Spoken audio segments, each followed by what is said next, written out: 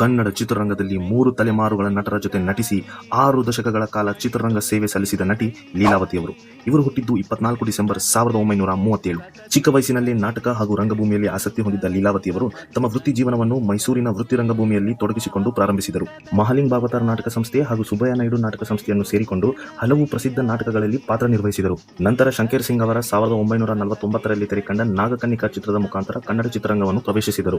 ಹೀಗೆ ಹಲವಾರು ಚಿತ್ರಗಳಲ್ಲಿ ಚಿಕ್ಕ ಪಾತ್ರಗಳನ್ನು ಅಭಿನಯಿಸಿ ಮಾಂಗಲ್ಯ ಯೋಗ ಚಿತ್ರದಿಂದ ನಾಯಕಿಯಾದರು. ಹೀಗೆ 1960ರಲ್ಲಿ ತೆರೆಕಂಡ ರಾಣಿ ಹೊನ್ನಮ್ಮ ಚಿತ್ರದಿಂದ ಭಾರಿ ಯಶಸ್ಸನ್ನು ಪಡೆದರು. ಆ ಚಿತ್ರದಲ್ಲಿನ ಇವರ ಮತ್ತು ಡಾ ರಾಜ್ಕುಮಾರ್ ಅವರ ಜೋಡಿ ಅತಿ ಜನಪ್ರಿಯತೆ ಹಾಗೂ ಮೆಚ್ಚುಗೆಯನ್ನು ಪಡೆದರು. ಸಂತ ತುಕಾರಾಮ್, ಕಣ್ತೆರೆದು ನೋಡು, ಕೈವಾರ ಮಹಾತ್ಮೆ, ಗಾಳಿ ಗೋಪುರ, ಕನ್ಯಾರತ್ನ ಹಾಗೂ ವೀರಕೇಸರಿ ಚಿತ್ರಗಳಲ್ಲಿ ನಾಯಕಿಯಾಗಿ ಮಿಂಚಿದರು. ಆ ಕಾಲದ ಕೆಲವು ಚಿತ್ರಗಳಲ್ಲಿ ನಾಯಕ ನಟರಿಗಿಂತ ಹೆಚ್ಚಿನ ಸಂಭಾವನೆ ಪಡೆಯುವ ನಾಯಕಿಯಾಗಿ ಗುರುತಿಸಿಕೊಂಡರು. 70ರ ದಶಕದ ಬಳಿಕ ಲೀಲಾವತಿಯವರು ಪೋಷಕ ಪಾತ್ರಗಳಲ್ಲಿ ತಮ್ಮನ್ನು ತೊಡಗಿಸಿಕೊಂಡರು.